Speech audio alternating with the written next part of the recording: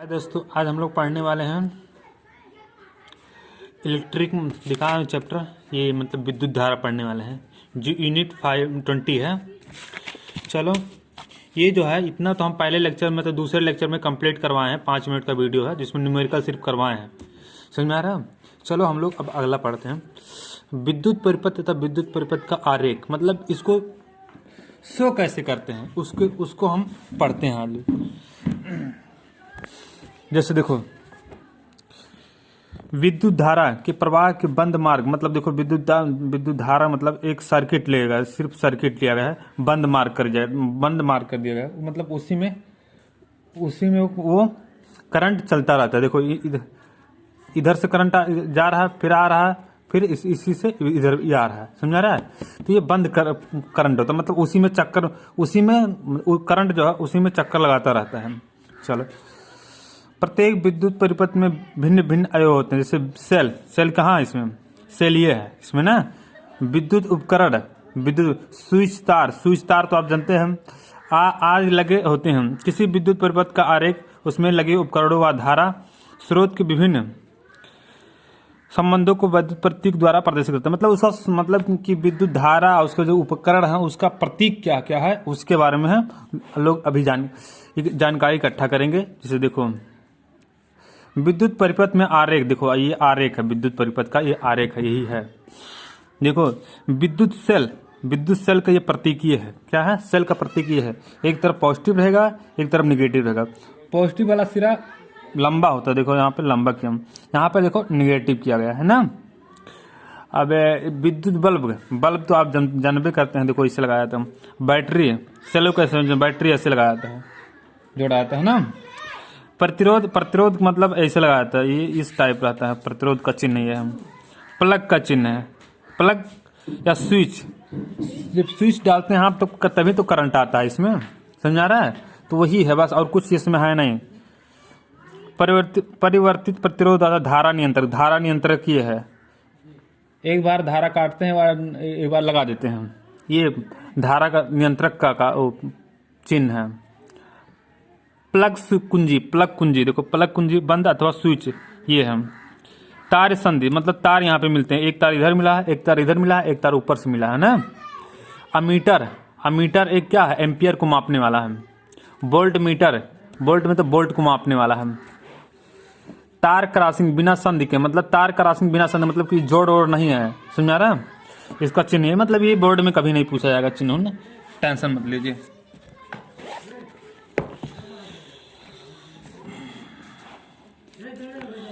अब देखो इसमें जो है इलेक्ट्रिक रेसिस्टेंस, विद्युत प्रतिरोध क्या होता है, जो हम इसको मतलब पहले बता दें।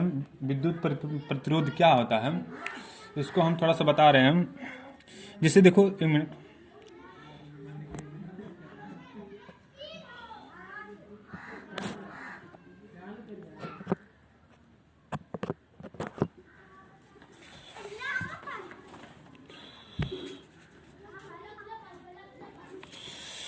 क्या है ये? देखो विद्युत प्रतिरोध है, इलेक्ट्रिक रेजिस्टेंस है, तो इसको मतलब समझा रहे हैं हम। जैसे ये देखो,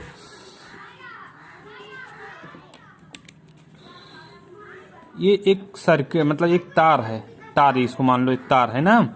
इसमें तार में जब करंट बहता है, इसे देखो बहता है, तो जो करंट को रोकता है, मतलब एम्पियर को जो रोकता है उसी को हम क्या कहते हैं? प्रतिरोध कहते हैं। मतलब करंट आने का विरोध कर रहा है। जिससे बल्ब है, बल्ब मतलब लगाओगे तो करंट को आने का विरोध करेगा, मतलब वो अपने अंदर ले लेगा, उधर नहीं जाने देगा। जैसे यहाँ पे एक बल्ब लगा दिए, यहाँ पे एक बल्ब ऐसे लगा दिए, तो ये विरोध करेगा, रेजिस्टेंस की तरह काम करेगा। ये करंट को आने नहीं देगा, यहाँ पे अपने ले लेगा, उधर नहीं ज्यादा भेजेगा ना। तो जो करंट का विरोध करता है उसी को हम क्या कहते हैं? विद्युत प्रतिरोध कहते हैं। क्या कहते हैं? विद्युत प्रतिरोध कहते हैं।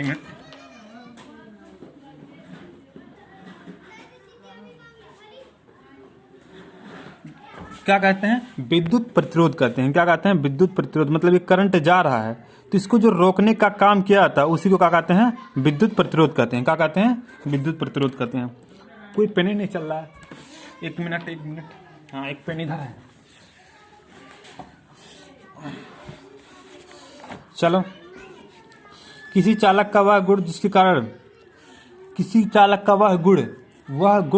कारण वह उसमें प्रवाहित होने वाली विद्युत धारा के प्रवाह का विरोध करता है। हम क्या करता है? विरोध करता है, मतलब करंट को आने से मना करता है। तो चालक का वह विद्युत प्रतिरोध कहलाता है। क्या कहलाता है?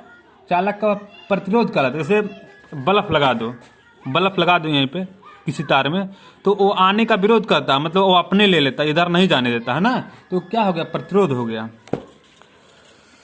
इसे आर से प्रदर्शित करते हैं। किससे प्रदर्शित करते हैं? आर से प्रदर्शित करते हैं। यदि किसी चालक के सिरों के बीच विभवांतर भी हुआ, मतलब चालक मतलब तार आए, चालक मतलब बताए हैं ना आपको, जिसमें करंट प्रवाहित हो, जैसे लोहा हो गया, तमाम जो इलेक्ट्रॉन बहे, आवेश चले, उसे क्या कहते हैं? चालक कहते हैं। यदि किसी चालक के सिरों के बीच विभवांतर मतलब V1 माइनस V2 विभवांतर V हो, विभवांतर कितना हो? V हो, वोल्ट हो, चालक में प्रवाहित धारा I एम्पियर हो, धारा इतना है I एम्पियर, तो चालक का प्रतिरोध कितना होगा? तो चालक का प्रतिरोध R बराबर VI होगा। क्या होगा? R बराबर VI होगा। देखो, मतलब चालक के वोल्ट लिया गया है, उसके बाद उसमें बहने वाली धारा को लिया गया। समझ आ रहा है? देखो इसमें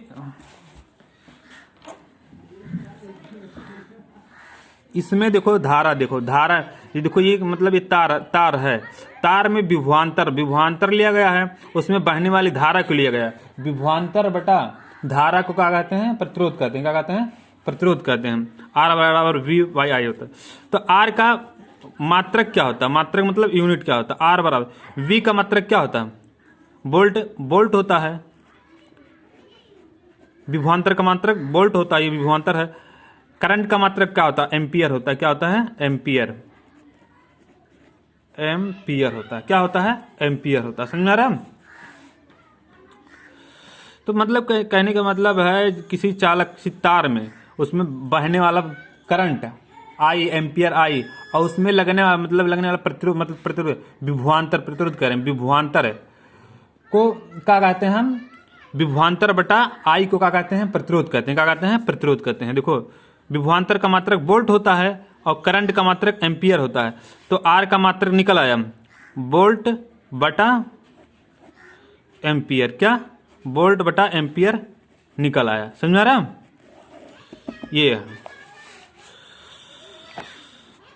यह एक अदिश राशि है। क्या है? यह अदिश राशि है। क्या है? अदिश राशि। अदिश राशि हम आपको बताए हैं कि जिसमें परिमाण हो लेकिन डायरेक्शन ना हो, मतलब दिशा ना हो, तो उसे क्या कहते हैं? अदिश राशि कहते हैं। 9th में आप पढ़ चुके होंगे।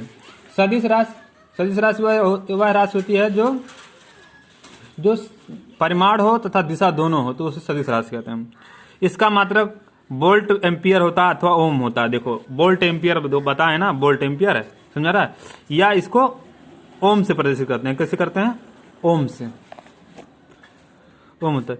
यदि किसी चालक में 1 एम्पियर विद्युत धारा प्रवाहित हो, मतलब 1 एम्पियर विद्युत धारा प्रवाहित हो तथा चालक के दोनों 1 एम्पियर धारा प्रवाहित, 1 एम्पियर मतलब करंट डाला जाता है, और चालक के दोनों सिरों के बीच विभवांतर 1 वोल्ट हो, तो उसका जो है प्रतिरोध 1 मतलब 1 ओम होगा। प्रतिरोध जो है, देखो, प्रतिरोध 1 ओम होता है ना।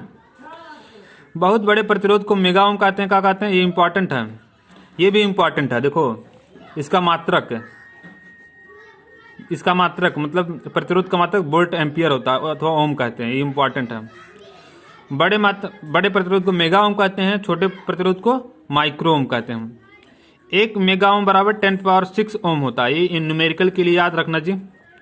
माइक्रो ओम 10⁻⁻6 ओम होगा। क्या होगा? 10⁻⁻6 ओम होगा।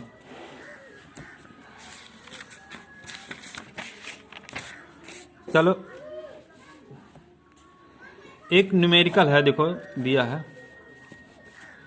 यदि किसी भी परिपथ का विभवांतर धारा का दुगुना परिपथ के प्रतिरोध की गणना कीजिए। मतलब माना परिपथ में प्रवाहित धारा आई है, विभवांतर कितना है? धारा के दुगुना है। तो देखो, करंट से 2 से गुणा कर दिया, इसीलिए तो R बराबर, देखो, R बराबर VI होता है 2I, विभवांतर 2I है, उसके बाद करंट I ही है, तो ये कट जाएगा, 2 ओम आंसर आ जाएगा। चलो प्रतिरोध में अब ये 2I क्यों लिखा गया है, ये विभवांतर कह रहा है ना, कहने का मतलब ये है उसका कि जो विभवांतर है वह धारक दुगना है, तो धारक दुगना लिया है कि नहीं लिया है, करंट का दुगना है तो 2 से गुणा कर दिया, इसीलिए बस लिया गया। प्रतिरोध में प्रयुक्त होने वाले पद, क्या प्रतिरोध में प्रयुक्त होने वाले पद अब देखो क्या क्या मतलब यूज होगा उसके बारे में बताया गया है यहाँ पे।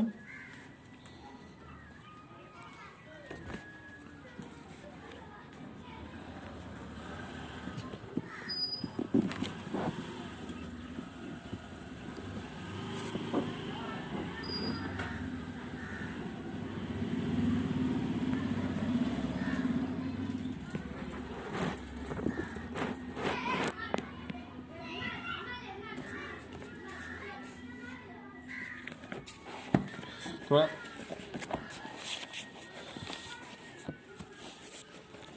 आप लोगों के पास किताब तो होगा ना, तो किताब अपना खोल लीजिए।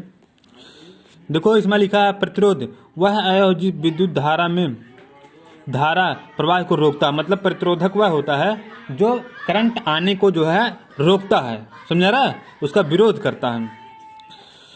और उसके बाद अवरोध धारा अवरोध प्रतिरोधक कहलाता है। इसका प्रयोग उन इलेक्ट्रॉनिक युक्तियों में किया जाता है जिनमें उच्च प्रतिरोधन की आवश्यकता होती है।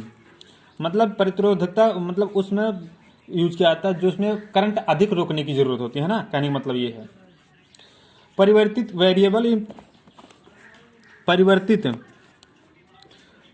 वेरिएबल रेसिस्टेंस, क्या वेरिएबल रेसिस्टेंस स्रोत की वोल्टता में बिना, आप लोग किताब देखते रहिए, स्रोत की वोल्टता में बिना कोई परिवर्तन किए परिपथ की विद्युत धारा को नियंत्रित करने के लिए, स्रोत की वोल्टता में बिना कोई परिवर्तन किए मतलब स्रोत जो है जहाँ से करंट आ रहा है उसकी वोल्टेज को चेंज नहीं किया जाता, वैसे ही चेंज ना करते हुए धारा को नियंत्रित करते हैं, मतलब करंट को जो है नियंत्रित करते हैं, मतलब उसके वोल्टेज को चेंज नहीं किया जाता लेकिन उसके धारा को नियंत्रित किया जाता है, कंट्रोल किया जाता है, के लिए उपयोग किए जाते हैं। आयोग को परिवर्तित प्रतिरोध कहते हैं। किसी विद्युत परिपथ में उसे क्या कहते हैं, इसमें परिवर्तित प्रतिरोध वह कहलाता है कि वोल्ट जो है, वोल्ट का जो सोर्स है उसको चेंज नहीं किया जाता है, उसको बदला नहीं जाता है, लेकिन करंट को जो है कंट्रोल कर लिया जाता है, तो उसे क्या कहते हैं, परिवर्तित प्रतिरोध कहते हैं। किसी विद्युत परिपथ में परिपथ के प्रतिरोध को परिवर्तित करने के लिए प्राय एक युक्ति का उपयोग करते हैं, जिसे धारा नियंत्रक कहते हैं। क्या कहते हैं, धारा नियंत्रक कहते हैं, जो धारा को कंट्रोल करता है। अब देखो चालक आ गया, क्या आ गया, ये इंपॉर्टेंट है। कंडक्टर किसे कहते हैं, वे पदार्थ जिनमें आवेश प्रवाह सुगमता से होता है, मतलब आवेश प्रवाह सुगमता से होता है, कोई परेशानी नहीं होता है, एकदम आराम से होता है, उसे क्या कहते हैं, उसे चालक कहते हैं। आवेश कहाँ होता है, आवेश इलेक्ट्रॉन पे होता है, कहाँ होता है, इलेक्ट्रॉन पे आवेश होता है ना। एक इलेक्ट्रॉन पे 1.6 × 10⁻19 आवेश होता है ना, कूलम आवेश होता है। सुचालक कहलाता है धातुएं, मतलब देखो लोहा है ना, तो उसमें करंट जल्दी, कहने का मतलब ये है जिसमें करंट जल्दी से उतर जाए वह क्या होता है, चालक होता है, समझा रहा है। जिसमें आवेश जल्दी से प्रवाहित हो उसे क्या कहते हैं, उसे चालक कहते हैं। जैसे लोहा है तो वह चालक है, समझा रहा है। जिसमें पानी क्या है, चालक है, समझा रहा है, उसमें करंट पैदा हो जाता है, तो यह क्या है, पानी, तो एक चालक है। जिसमें करंट ना पैदा हो, जिसमें करंट ना पैदा, आवेश प्रवाहित होवे नहीं करे, आवेश प्रवाहित ना हो, उसमें करंट जो है उतरबे नहीं करे, तो वह अचालक होता है, नॉन कंडक्टर होता है। क्या होता है, नॉन कंडक्टर होता है, समझा रहा हूं। देखो यहाँ पे नॉन कंडक्टर का लिया है, देखो वे पदार्थ जिसमें आवेश प्रवाह ना हो, आवेश का प्रवाह होबे नहीं करता, जैसे लकड़ी है, लकड़ी में कभी तक करंट उतरता है, जब लकड़ी भीग जाता है तभी करंट उतरता है, नहीं उतरता है। और जो सूखा लकड़ी रहता है, उस सूखा लकड़ी होता है, जो सूखा लकड़ी होता है ना, उसमें करंट नहीं उतरता है, उसमें आवेश प्रवाहित ही नहीं होता, इसलिए उसमें करंट नहीं होता है। जो भीगा लकड़ी होता है उसमें करंट उतर जाता है, क्यों, क्योंकि उसमें पानी है, पानी इलेक्ट्रॉन उस पर आवेश प्रवाहित होगा और उसमें करंट उतर जाएगा ना, तो इसीलिए सूखा लकड़ी में करंट नहीं उतरता है। लकड़ी हो गया, ये सब क्या है, लकड़ी क्या है, रबर क्या है, कांच क्या है, इसमें करंट उतरते हैं? नहीं उतरते हैं। आवेश प्रवाहित नहीं होते हैं, मतलब अचालक में जो है करंट नहीं पैदा होगा, आवेश प्रवाहित नहीं होगा। जैसे लकड़ी हो गया, कांच हो गया, रबर हो गया, इसमें करंट कभी पैदा होता है? नहीं पैदा होता ना। अर्धचालक, अर्धचालक, सेमीकंडक्टर, सेमीकंडक्टर, वे पदार्थ सामान्य अवस्था में आवेश प्रवाह नहीं करते हैं। क्या? सामान्य अवस्था में जो है आवेश प्रवाह नहीं करते हैं, मतलब करंट नहीं उतरता सामान्य अवस्था में। लेकिन जब टेम्परेचर दिया जाता है तो आवेश प्रवाहित होने लगते हैं और उसमें करंट उतरने लगते हैं। समझा रहा? तो उसे क्या कहते हैं? अर्धचालक कहते हैं। क्या कहते हैं? अर्धचालक कहते हैं। समझा रहा?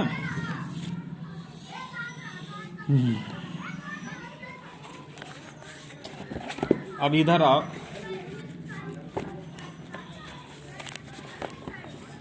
ये देखो, वे कारक जिन पर किसी चालक का प्रतिरोध निर्भर करता है, मतलब चालक का प्रतिरोध है, चालक का प्रतिरोध किस किस पर निर्भर करता है उसके बारे में हम अध्ययन करते हैं। लंबाई के, चालक का प्रतिरोध देखो,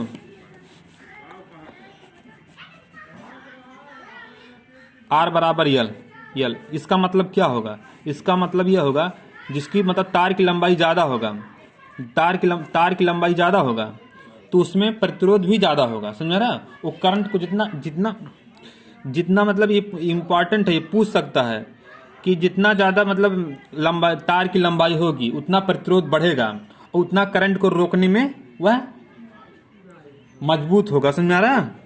समझ में आया इतना बात? तो ये हो गया। एक ये होता है R बराबर A होता है। A मतलब क्या होता है? एरिया होता है। क्या होता है? एरिया होता है। ये एरिया होता है, मतलब तार की एरिया जितना अधिक होगा उतना प्रतिरोध कम होगा। समझा रहा है? ये अधिक, जब ये अधिक होगा तो ये कम हो जाएगा। क्या हो जाएगा? कम हो जाएगा। मतलब तार की एरिया, तार जो है लंबा एरिया क्या होता है? लंबाई गुणा चौड़ाई। तो जब तार की एरिया अधिक होगी तो प्रतिरोध कम होगा। समझा रहा? मतलब जितना कम होगा, ये पतला तार है तो प्रतिरोध अधिक होगा, अगर जो मोटा तार है तो प्रतिरोध कम होगा। समझा रहा? देखो ये समझा दिए हैं, मतलब किसी भी चालक का प्रतिरोध चालक की लंबाई के अनुक्रमानुपाती होता, मतलब उसके जो है लंबाई के बराबर होता है। कहने का मतलब है प्रतिरोध उसकी लंबाई के बराबर होता है। हम कह सकते हैं किसी चालक की लंबाई में वृद्धि होने पर, मतलब लंबाई में वृद्धि करोगे तो प्रतिरोध भी बढ़ जाएगा। समझ रहे हैं? एरिया देखो, एरिया पर क्या प्रभाव करता है? R/A, तो मतलब एरिया बराबर क्या होता है? लंबाई गुणा चौड़ाई। हम कहा मतलब ये एरिया जितना अधिक होगा तो प्रतिरोध कम होगा। समझा? क्योंकि उल्टा है ना, ये एरिया जब कम होगा तो प्रतिरोध अधिक होगा ना। कहने का मतलब ये है।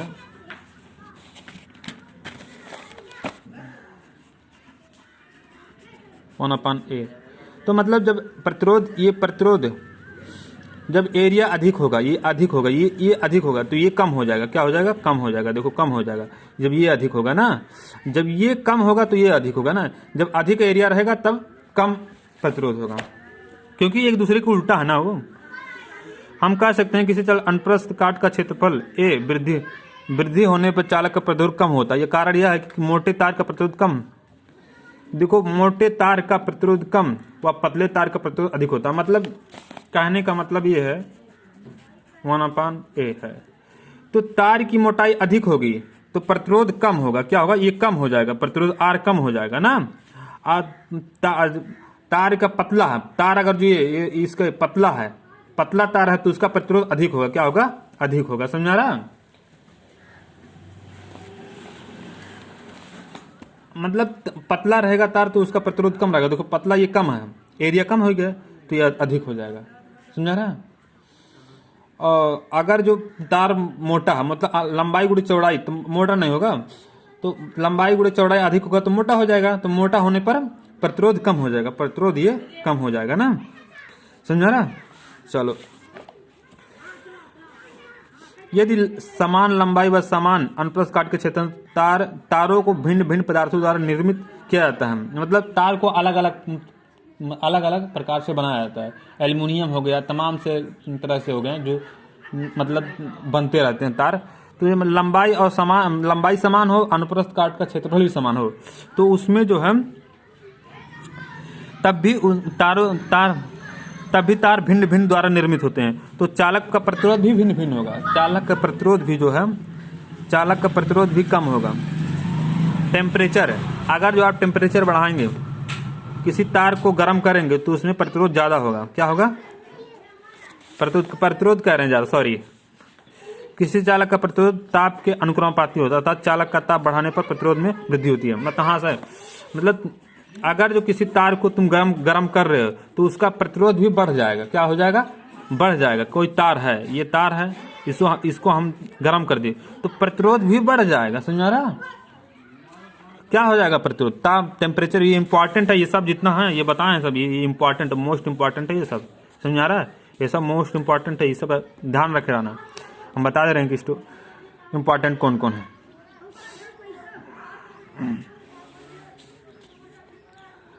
विशिष्ट प्रतिरोध, स्पेसिफिक रेसिस्टेंस। किसी चालक का प्रतिरोध तार की लंबाई के अनुक्रमानुपाती होता है। मतलब प्रतिरोध तार की लंबाई के अनुक्रमानुपाती होता है। देखो, अनुक्रमानुपाती मतलब उसके बराबर होता है। अनुक्रमानुपाती मतलब बराबर होता है, यही कहने का मतलब। उसके अनुप्रस्थ काट क्षेत्रफल के व्युत्क्रमानुपाती मतलब उल्टा होता है। क्या होता है? उल्टा होता है। देखो, R बराबर L बाई ए है। क्या है? R बराबर L बाई ए। तो ये प्रपोर्शनल हटाने के लिए एक कांस्टेंट आ जाता है। देखो, ये कांस्टेंट आ गया, R बराबर R प्रपोर्शन L बाई ए है। क्या है? L बाई ए है। तो इसको हटाने के लिए, इसको देखो, इसको हटाने के लिए हम यहाँ पे एक चिन्ह ले लेते हैं, L बाई ए होता है। तो इसी को हम स्पेसिफिक रेसिस्टेंस कहते हैं। क्या कहते हैं? इसी को हम स्पेसिफिक रेसिस्टेंस कहते हैं। इसको हटाने के लिए, जो इसको हटाने के लिए यहाँ पे ये लाए हैं, ये नियतांक है। नियतांक मतलब जो हमेशा के लिए होता है ना। रो एक नियतांक है। नियतांक मतलब यो हमेशा होगा, उसको कोई बदलेगा, वो बदलता नहीं है, वो हमेशा को ऐसे बना रहता है। जिसे विशिष्ट प्रतिरोध या वैद्युत प्रतिरोधकता कहते हैं। सुन रहे हैं? अब इसका मान निकाल दिया है हम। ये देखो, R प्रपोर्शनल L बाई ए है। तो इसको हटाने के लिए, यहाँ पे R बराबर रो लगा दे, L बाई ए है। समझा रहा? तो अब इसका गुणा ए का गुणा यहाँ पे कर दो, यहाँ पे ए का गुणा यहाँ पे कर दो, R ए हो गया। और L को नीचे कर दो, L देखो, L को ये नीचे कर दो, L हो गया। तो ये आ गया रो, रेसिस्टिविटी का मान आ गया। समझा रहा? मतलब इसको देखो, इसको तुम इसमें गुणा कर दो तो R ए आ गया, और L को नीचे खिसका दो, नीचे खिसका दिए L। तो उसके बाद रो बराबर देखो रेसिस्टिविटी पे तुम रो एक मतलब फार्मूला ये भी आ जाता है। ये फार्मूला याद कर लेना, बहुत इंपॉर्टेंट है। समझा रहा?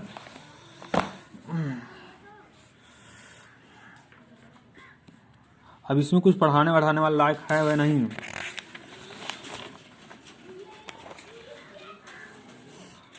किसी पदार्थ की विशिष्ट प्रतिरोध वह प्रतिरोध है जो एक पदार्थ के 1 मीटर लंबे, देखो ये 1 मीटर लंबे, 1 मीटर लंबे व 1 वर्ग मीटर अनुप्रस्थ काट क्षेत्रफल के द्वारा उत्पन्न किया जाता है। विशिष्ट प्रतिरोध पदार्थ का गुण जो है लंबाई और क्षेत्रफल किस पे निर्भर करता है? इंपॉर्टेंट। हाँ, विशिष्ट प्रतिरोध यही है विशिष्ट प्रतिरोध, किस पे निर्भर करता है? वह लंबाई, देखो लंबाई, ये इस पे निर्भर करता है। अनुप्रस्थ काट के क्षेत्रफल है, यही अनुप्रस्थ काट का क्षेत्रफल उसके बराबर है कि नहीं है? और ये लंबाई के उल्टा है। देखो, लंबाई के उल्टा है विशिष्ट प्रतिरोध ना। समझा रहा? तो ये किस पे निर्भर करता है? लंबाई पे निर्भर करता है, ये लंबाई पे निर्भर करता है। और ये विशिष्ट मतलब कि ये इसके अनुप्रस्थ काट क्षेत्रफल भी निर्भर करता है। समझा रहा?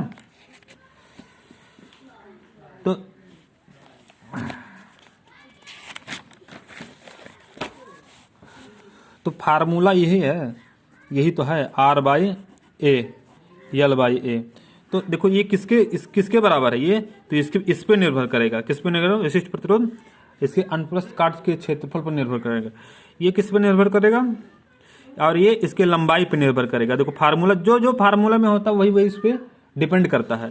तो ये लंबाई पे डिपेंड है, लंबाई के 1/L है, और एरिया के बराबर है, डायरेक्टली प्रोपोर्शनल है। समझा रहा? एरिया मतलब क्षेत्रफल पे डिपेंड करता है। समझा रहा? जो फार्मूला में होता है वही उसके डिपेंड होता है। समझा रहा? फार्मूला में देखो रो बराबर R/A है, तो यल, तो विशिष्ट प्रतिरोध किस पे? ये विशिष्ट प्रतिरोध है, ये अनुप्रस्थ काट के क्षेत्रफल पर निर्भर कर रहा है, उसके लंबाई पर निर्भर कर रहा है। तो यहाँ पे देखो दिया है विशिष्ट प्रतिरोध का पदार्थ का गुण उस ये लंबाई व क्षेत्रफल पर निर्भर नहीं करता है। किस में नहीं निर्भर नहीं करता है? सॉरी हम भूल गए थे। ये इस पे जो प्रतिरोध है जो है वो लंबाई और एरिया पे निर्भर करता है, लंबाई और एरिया पे निर्भर करता है। और अब विशिष्ट प्रतिरोध लंबाई और चौड़ाई, लंबाई और अनुप्रस्थ काट के क्षेत्रफल पर निर्भर नहीं करता। ये मोस्ट इंपॉर्टेंट है, ये मोस्ट इंपॉर्टेंट है, ये मोस्ट इंपॉर्टेंट है। देखो इसे इंपॉर्टेंट है, इसको लगा लेना। समझा रहा? हम उसको लेके चल रहे थे, प्रतिरोध को लेके चल रहे थे। तो मतलब विशिष्ट प्रतिरोध किस पर निर्भर नहीं करता है? ये लंबाई और क्षेत्रफल पर निर्भर नहीं करता। हम भूल गए, सॉरी, हम इसको ध्यान के लेके चलते, प्रतिरोध को लेके चल आ रहा है ना। प्रतिरोध किस पर डिपेंड करता है? प्रतिरोध लंबाई और अनुप्रस्थ काट के क्षेत्रफल पर डिपेंड करता है।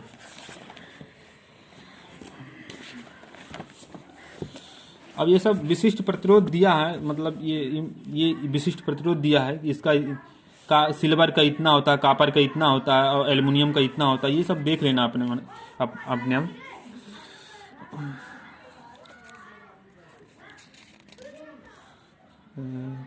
26 मिनट।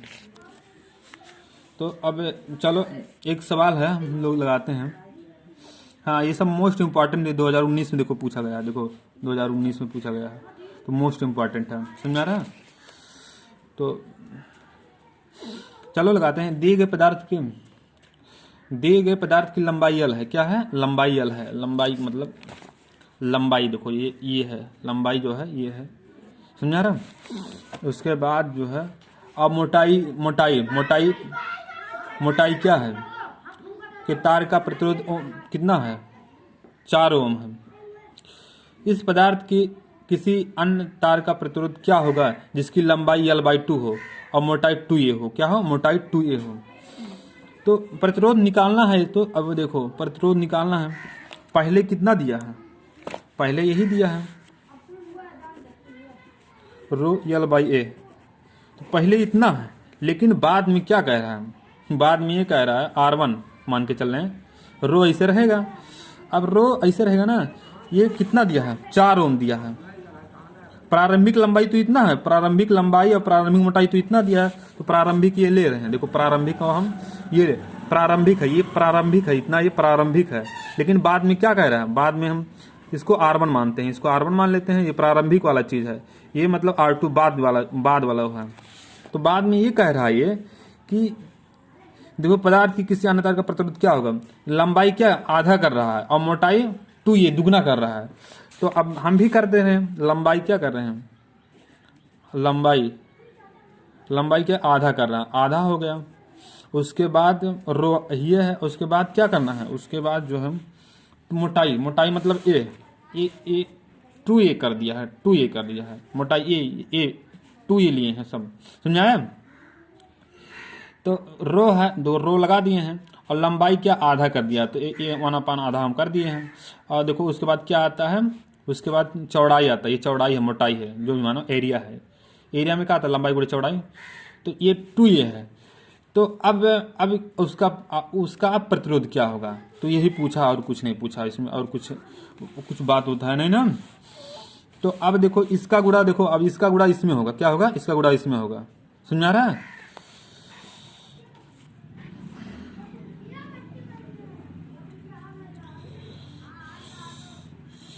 ठंडक है बहुत।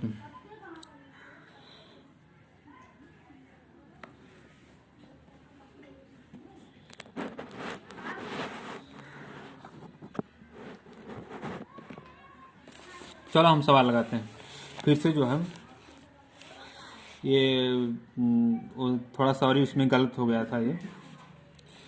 तो देखो दिए गए पदार्थ की लंबाई L है और मोटाई क्या? ए मोटाई का तार का प्रतिरोध 4 ओम है, मतलब R बराबर L/A और रो है, इसके बराबर 4 ओम है। क्या है? 4 ओम है ना, इसके बराबर 4 ओम है। ठीक से लिख दे रहे हैं, रो L/A है ना। तो इसके बराबर क्या दिया है? 4 ओम दिया है ना। ये समीकरण फर्स्ट मान लो। उसके बाद अब देखो तो R2 में क्या कह रहा है? R2 में ये कह रहा है कि लंबाई को आधा कर दिया गया, L/2 कर दिया गया है। उसके बाद जो है मोटाई दुगना कर दिया गया। क्या? मोटाई दुगना कर दिया गया। समझ आ रहा है? तो इसका गुणा इसमें होगा। समझ आ रहा है? तो रो L/4A हो जाएगा, 4A हो जाएगा। समझ आ रहा है? अब देखो इतना, अभी इतना, अब देखो कितना आया? रो L/4 आ गया। देखो इसमें इसका गुणा करना, 2 दूना 4 हो जाएगा। तो अब इसके देखो, अब देखो रो L/4, अब इसको देखो 1/4 हम इधर कर दे रहे हैं, रो L/A यही है ना। इसको मतलब इसको इधर कर दिए, 1/4 इधर कर दिए, रो L/A हो गया। अब रो L/4 बराबर क्या? देखो यहाँ पे दिया है, रो L/4 बराबर 4 दिया है। समझ आ रहा है? समझ में आ रहा है? रो L/4 दिया है, तो इसमें हम क्या करेंगे? 4 लिख देंगे, बटा 4 पहले से ये है, और इसको कट देंगे, 1 ओम आ जाएगा। समझ आ रहा है? 1 ओम आंसर, 1 ओम आंसर आ जाएगा। समझ आ रहा है? तो इसमें देखो, अब तुम्हें ये नहीं समझ आ रहा है कि ये मतलब 4 कहाँ से आप ले आए? तो 4 पहले से एक है कि नहीं? 4 पहले इसका इसमें गुणा किए, 4 आया। तो देखो L/4 और रो है, इतना बराबर 4 होता है। देखो इतना बराबर, देखो इतना बराबर 4 यहाँ पे दिया है, यहाँ पे देखो दिया है 4 बार, इतना बराबर पहले समीकरण में इतना बराबर 4 दिया है। तो इसी के स्थान पे 4 हाई लिए ऊपर, और कुछ नहीं है। समझ आ रहा है?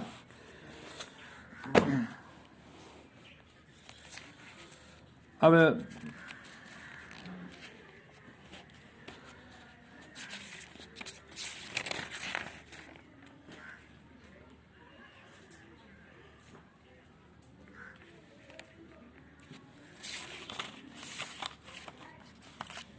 चलो, और बाकी सब अगले वीडियो में। और वीडियो थोड़ा लंबा हो जा रहा है, मेमोरी में स्पेस नहीं है। चलो बाकी सब अगले वीडियो में जो है। और वीडियो अच्छा लगा तो लाइक और सब्सक्राइब जरूर करें। आप हमारे साथ बने रहिए। Thank you very much watching for this video.